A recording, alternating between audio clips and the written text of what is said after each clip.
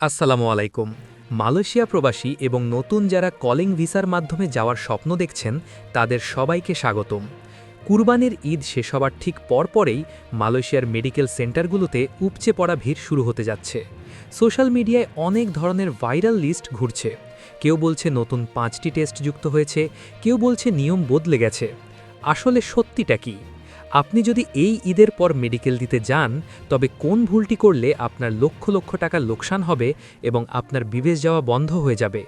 আজ আমরা মালয়েশিয়া মেডিকেলের প্রতিটি টেস্ট, সেগুলোর প্রস্তুতি এবং আনফিট হওয়ার কারণগুলো নিয়ে বিস্তারিত আলোচনা করব। চলুন শুরুতেই জেনে নিই সেই ভাইরাল এবং বাধ্যতামূলক টেস্টগুলোর বিস্তারিত। ১. হেপাটাইটিস বি এবং সি স্ক্রিনিং। মালয়েশিয়া সরকার লিভারের এই ভাইরাসের ব্যাপারে জিরো টলারেন্স নীতি মেনে চলে।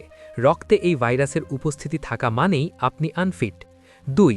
যক্ষ্মা বা টিবি পরীক্ষা, টিউবারকুলোসিস, চেস্ট এক্সরে রিপোর্টে যদি আপনার ফুসফুসে কোনো ধরনের পুরনো দাগ বা ইনফেকশন ধরা পড়ে, তবে আপনাকে পেন্ডিং রাখা হবে অথবা সরাসরি আনফিট করে দেওয়া হবে। ৩. সিফিলিস ও এইচআইভি, ভিডিআরএল এবং এইচআইভি। যৌনবাহিত এই রোগগুলো থাকলে কোনোভাবেই মালয়েশিয়ার ভিসা পাওয়া সম্ভব নয়। ৪. মাদক বা ড্রাগ টেস্ট। এটি বর্তমানে সবচেয়ে কঠোরভাবে দেখা হয়। যারা ধূমপান করেন বা কদাচিৎ নেশাজাতীয় দ্রব্য নেন, তাদের রক্তে বা প্রস্রাবে যদি এর বিন্দুমাত্র চিহ্ন পাওয়া যায়, তবে আপনি চিরস্থায়ীভাবে রিজেক্ট হবেন। ৫. রক্তচাপ ও ইসিজি। অনেকেরই অতিরিক্ত টেনশনের কারণে প্রেশার বেড়ে যায়। হার্টের কোনো সমস্যা আছে কিনা তা দেখতে ইসিজি করা হতে পারে। ৬. কিডনি ও লিভার ফাংশন। আপনার প্রস্রাবে অ্যালবুমিন বা সুগার আছে কিনা তা দিয়ে কিডনির কার্যকারিতা পরীক্ষা করা হয়। কেন কুরবানির ঈদের পর মেডিকেল দেওয়াটা আপনার জন্য বেশি ঝুঁকিপূর্ণ? এর প্রধান কারণ আমাদের খাদ্যাভ্যাস। অতিরিক্ত রেড মিট। ঈদে আমরা প্রচুর গরুর মাংস খাই। এর ফলে রক্তে কোলেস্টেরল, ক্রিয়েটিনিন এবং ইউরিক অ্যাসিডের মাত্রা সাময়িকভাবে বেড়ে যায়। এই অবস্থায় মেডিকেল দিলে আপনার রিপোর্ট খারাপ আসার সম্ভাবনা ১০০%। পানি শূন্যতা। মাংস বেশি খেলে শরীরে পানির চাহিদা বাড়ে। পানি কম খেলে প্রস্রাবে ইনফেকশন বা সুগার দেখা দিতে পারে। পর্যাপ্ত বিশ্রাম। ঈদের আনন্দ এবং ছোটাছুটির কারণে শরীরে ক্লান্তি থাকে। এই ক্লান্ত শরীর নিয়ে মেডিকেলে গেলে আপনার ইসিজি এবং রক্তচাপের রিপোর্ট সঠিক আসবে না। মেডিকেল দেওয়ার অন্তত ৭ থেকে ১০ দিন আগে থেকে এই নিয়মগুলো মেনে চলুন। ১. খাদ্য নিয়ন্ত্রণ। মাংস খাওয়া একদম বন্ধ করে দিন।